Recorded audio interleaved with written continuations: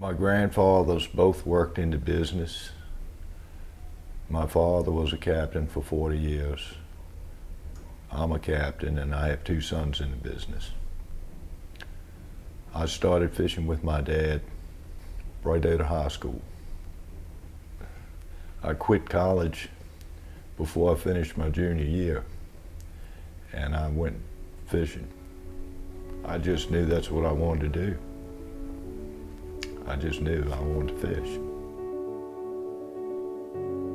This job right here is not only something that I'm proud of, it's something that I don't mind passing on, because it's not just a job, you know what I mean? It's a whole lot of things that you can learn out here. A lot of things that you can learn and you can take other places. I went to a college prep school, went to 4 years college prep. So everybody was like, what college are you going to? I was like, CBU.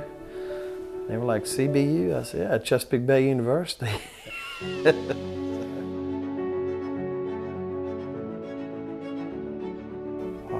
Catch Menhaden, produce a product, but also be very aware of the community and regulations and rules, and be excellent stewards, and that's been instilled in us ever since I've been here.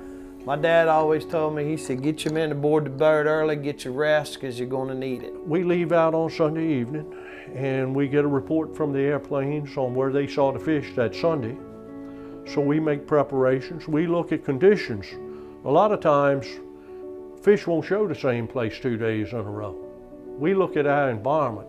First things I look for in the morning is bird activity, you know? A lot of times we don't see the fish, but they can see the fish for us. The birds of like we are, they've gone all night long and they're hungry, we're hungry. Looking, as they say, scanning the globe, looking for signs, looking for a pelican dropping over here. You see the birds diving, you know that there's some fish around and they got it going on, and then the planes, you're waiting patiently for them to come. We really have brought the industry around by being able to locate the fish from the air because of the amount of territory that we can cover in a quick time.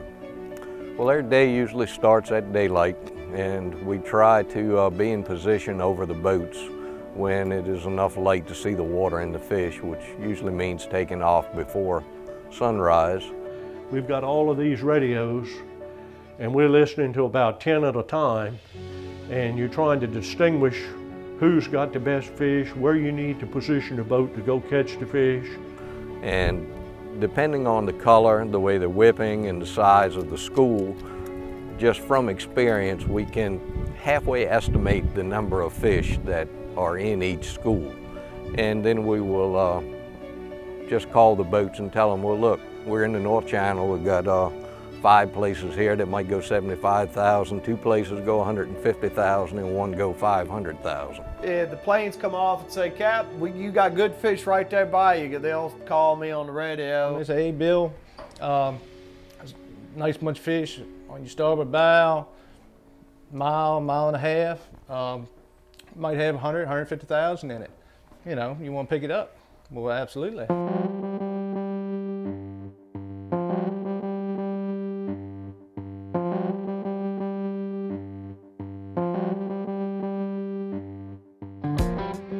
And I'll say, okay, Carl, we'll come and tell you. That notifies the crew to be on standby.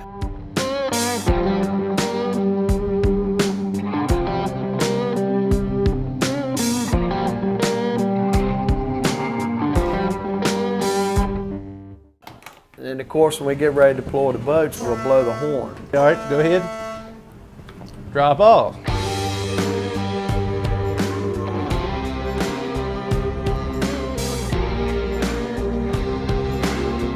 And you got half the net in each boat. I think they're like 1,800 feet long, so you know, you got 900 feet in each boat. You have corks on top of the net. Okay, get ready. All right, there you go, open up.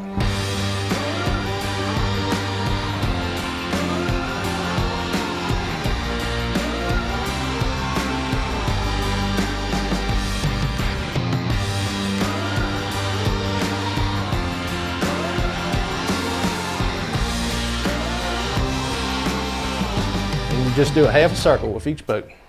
And when those boats come together, that's when your work begins. The purse line runs through the rings on the net. That gets put into a tom weight, which is just a big 800-pound weight. The tom goes overboard. And that's basically getting ready to close your bottom of your net up. So that draws your net all the way down as far as it will go. And it's an art to pursing the net. You just don't purse this side, that side, that side. That, you know. You can't just purse both sides at the same time. You know, you might have to slack back a little bit, and it's just a little technique to it. So after we get the net shut down, we have a process we call cutting the rings off. That connector where the purse lines are connected, you'll take them and you cut them off with a piece of rope. He gets his rings in the mate boat, I get my rings in the captain boat, then we start webbing on. The captain boat and the mate boat got blocks in their boat, which you got to put that webbing in those blocks. Which are hydraulically driven gears, and the net passes through it. Then they start pursing that webbing on, and that's how your fish get tightened up as it goes, as the net coming back in your boat. And the more net you get in, the tighter the fish you get. You're getting all of that straight. And all you're doing is you're just working those fish right on around to the center of the net. And the center of the net is it's a different webbing. It's called bunt, which is a knotted webbing. It's the strongest part of the net. That's where all your fish get dried up to. Once you get that straight and get it like you want, then you tie all of that back until your steamer can pick you up. You've got this big boat going alongside those 40-foot boats. You've got a lot of net overboard. A lot can go wrong in that procedure. It always plays a big role, safety. Everybody's got an eye on everybody else, just to make sure nobody gets hurt, because there's a lot of moving objects in one of those purse boats. So you got to keep your eyes open, know what you're doing. We talk about safety right much on this boat. And that's the way it should be. You'll have your mate at the helm, 2 engineers, and you have a cook on deck. And they'll come alongside, and we'll throw some lines up, and they'll hang those corks right up against alongside the steamer there, and we'll start hardening the fish up. We'll put straps on the head of the net, raise it up to the top of the gab, and then we'll draw that net back. We'll put another strap on. We'll get another hook. We'll raise it right on up. And we'll do that 2, 3, 4, 5 times sometimes until the fish get hardened up.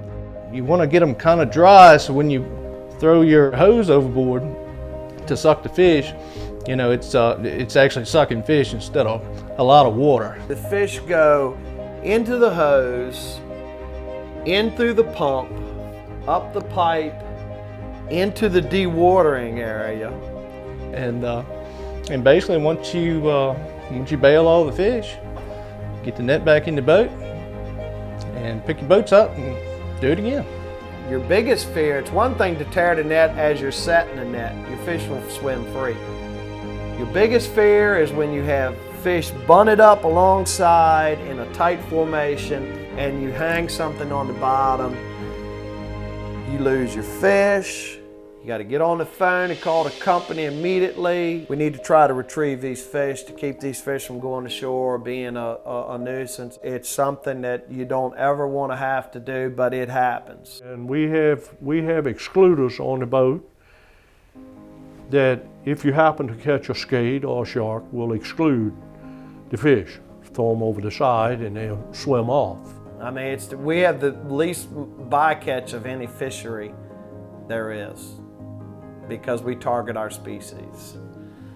We know exactly what we're after.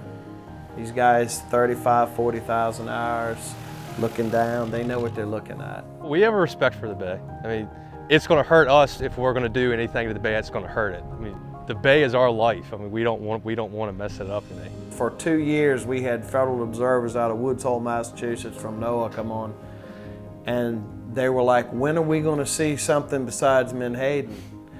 I said, I don't know. I don't know what to tell you about that. If that's what you come on here looking for, you might not see it.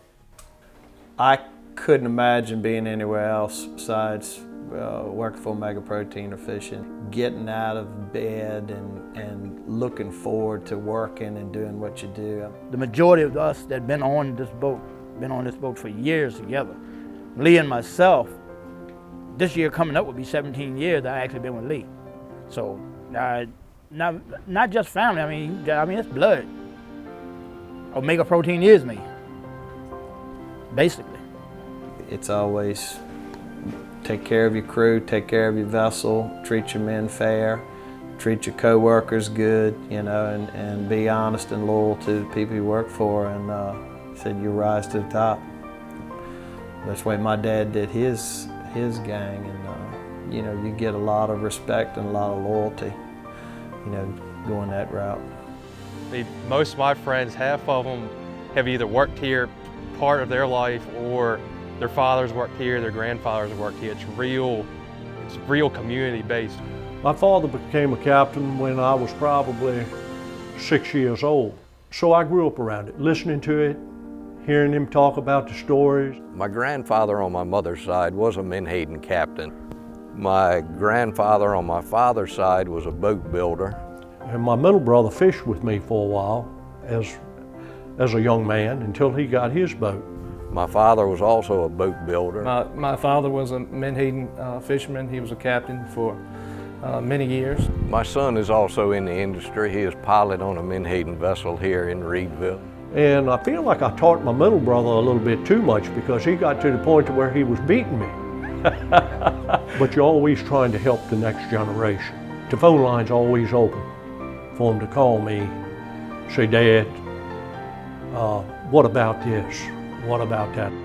Here local, you know, it's a big honor, really is. Not only are you supporting your family, hell, you're supporting the community, you know?